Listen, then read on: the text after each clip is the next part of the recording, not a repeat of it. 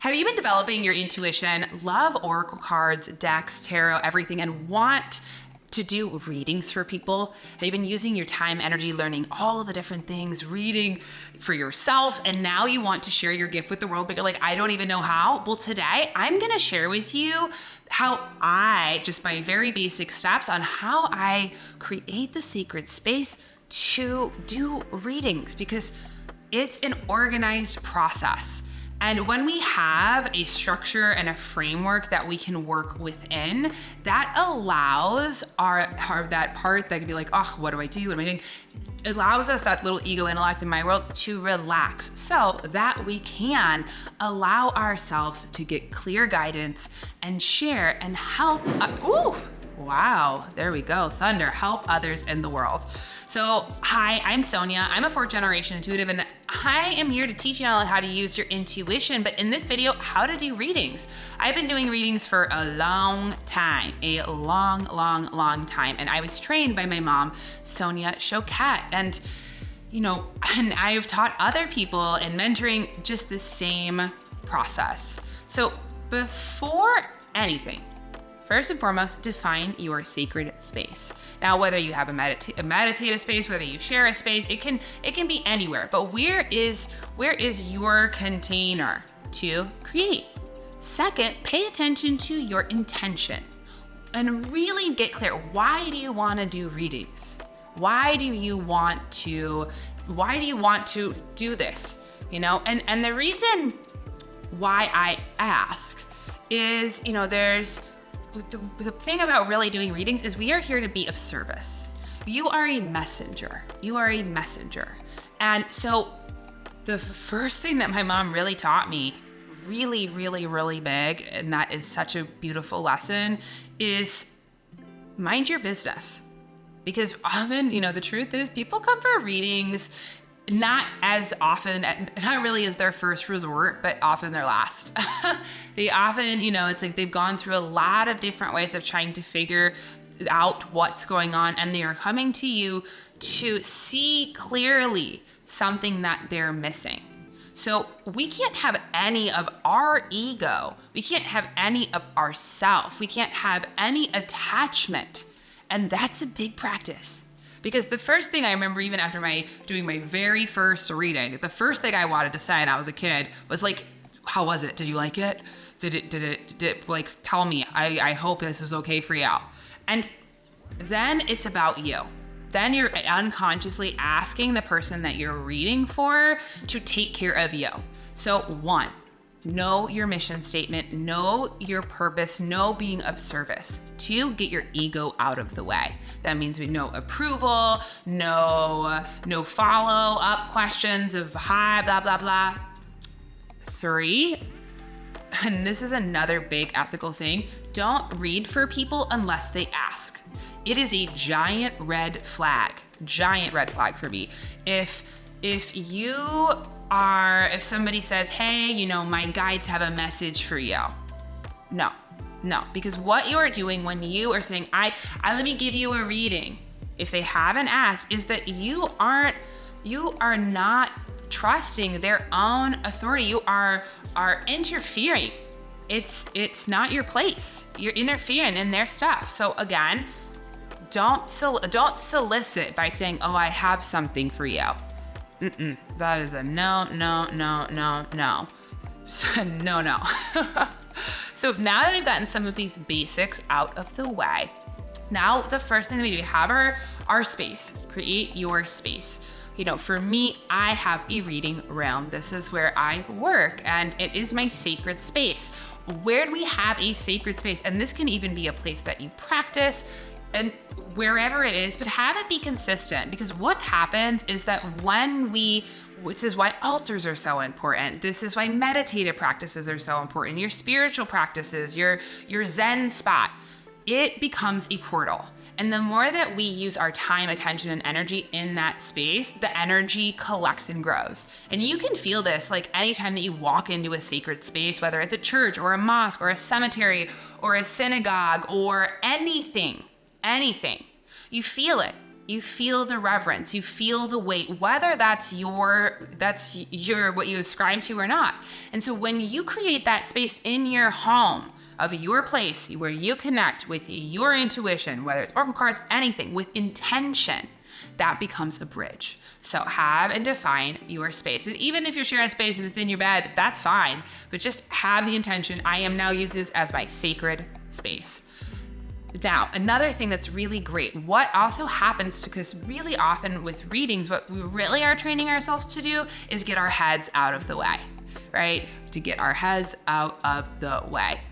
Is that when we create rituals, this helps to cue our physical body to open up for guidance. I'm getting a big old thunderstorm right now. So for example, if you are a coffee drinker, you smell coffee in the morning, that instantly brings in some, like your starts to bring yourself online. You have the ritual of your cup of coffee or tea every morning. This is a ritual to start your day, right? Same with reading. We can create a ritual of opening the energetic space, closing the energetic space. So, and this can be something for myself. I will light incense or a candle. Sometimes I will ring a bell. I have a bunch of different things that I pull from, but pick one and have it be your opener and your closer. You have a candle, I'm gonna light my candle. That is opening the physical and the energetic space. And then when we're done, we're gonna close the space, right? Now we have, next, what we wanna do is organize our time, right? We wanna organize our time. And how we organize our time is, you have your client who's gonna, whether they're gonna be in person or let's say it's, for me, I work by phone. First thing that you're gonna want to do is get organized here. So let's even use the power of our intellect to help us organize. And, your client calls, shows up. All right, we've opened the space, we've connected. Also I usually like to meditate, especially when I was first beginning. Now I can drop in, but you can meditate as a way to start to connect, quiet. But now your client has arrived. All right, okay, you welcome them in, however it is. Hi, how are you? Sit down, So often for me, what I do, and if you ever got a reading with me, what I will do is have us take a few deep breaths, helping to anchor into the energy of the moment. And I can even encourage you to say, just take a breath, we kind of, right? Because also what happens is it helps to first bring your client into the present moment. Bring your client welcome them into this portal. Helps to, even with ourselves, connect to our spirit, right? Now we've opened the energetic space. Now we can use our intellect to organize. Tell them what the structure is. So let's say you're reading oracle cards. We are going to, however it is, I pull a card or however I pull cards, however you want to do it. This is the order. First, we're going to look at this. Then we're going to look at this. Then we're going to look at this. And then we're going to answer any questions. Right? Having a framework then also is important because you tell your client the structure that also allows them to relax. Oh, I know what's coming. I know what's gonna happen, because with readings, and especially with a lot of clients, it can feel really scary. You might be people can be afraid of what kind of guidance is to come in. So when you can give them as much as grounded information up top, helps to put them into it and know what to expect. And then that also allows them to open, soften. And then you can do your reading. Pulling your cards. And the last thing that I'm gonna say, I'll probably do another video on this because I have a lot of tools, is practicing the pause. I find that especially when I first started doing readings, I would go really, really, really, really fast, trying to give out as much information as I possibly could. And it rushed me. And what I realized, and now as an adult, is that there was such my little, part that my little protective parts that rushed me, that didn't actually pulled me away from the present moment, actually pulled me away from connecting.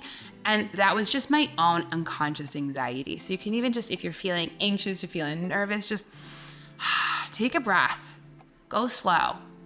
Knowing that all of these tools that you've been using to develop your relationship with your intuition already, then that puts us in the framework of, one, I'm open to my guidance. I expect guidance. I know here that all the tools and practices I have been doing, I know I am going to get guidance. I can be confident in that. And we slow down, we can connect to that energy. Like, all right, I can. I know that it is. I trust that. I can act on it, so I don't have to worry about it.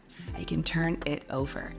So in that space of allowing yourself to go slow, to listen, to feel the vibration, because I know that, especially when I started as a kid, I was afraid that any pause or slowness would make my client feel like I didn't know what I was doing. And that was a complete projection on me. No, complete projection on me. And that's not true. Because actually being able to pause, slow, feel, listen, is where we actually have a conversation with ourselves, our guides, our intuition, the divine, and the person who's in front of us. Right? Most importantly, recognize that your client, if it's somebody sitting in front of you, whether it's on the phone, however it is a magnificent, beautiful spirit. So don't miss who is right in front of you, that energy and that presence. Don't miss that because we're trying to get it right and it happens. So even just practicing the pause, taking a breath, coming back, dipping in. And then I'll just say this for last, then when you're done, close the energetic space, right? And we can do that with your client. Thank you. That concludes our time. If you have a blah, blah, blah, follow, you can do a follow, however, whatever it is that you want to do. And then bye-bye, thank you. And then close the space. That's where the ritual. So you blow out our candle. That is a marker to our body that we are closing it and leaving all of that energy behind. Leaving it all behind. I did my part. I was of service. I did the best that I could. I showed up, and that's enough. Don't ruminate. Don't think, how was my reading? Nope. And those are deep muscles that we build. We leave it, and we can even just cut the energetic cords. At the end of my day, often I will even have a ritual where I'll just kind of just tune in throughout my body and just say, is any energy not mine? You can even just hold it here. Send it back, give your back your gifts, your energy. Thank you for the share. It's not mine to carry. Cut the cord and be so proud. Celebrate. Yay. You did it. It's the first one is always the hardest, and it just gets easier with practice. It gets easier and easier and easier. We get more confident, have more fun, we have more play and joy. So this is just one structure. There are so many. So try out some of these tools and see what works. Take what works, leave what doesn't. Find your style, your voice, your way of doing it. But I do know that having a framework, however that feels for you, is really key to setting yourself up for success, setting your client up for success, and actually being able to tune into the flow, because now we know what we have to push up against. So I hope you enjoyed this video. Let me know if you want more. Tell me, I would love to hear from you. Leave me a comment. If you haven't already, you can head to my website, soniatully.com, and get my In-Tune workbook and free meditation. I do intuitive readings and mentoring, so you can head to my site to book or to book a discovery call to see if mentoring, if you really want to get really good at readings and be trained, because I had a really good teacher and I'm a good teacher, then come to my site and see how working together can be a good fit. So I cannot wait to see you next week. Have fun, happy reading, and thank you for contributing to the light of the world. We need you. All my loves, bye.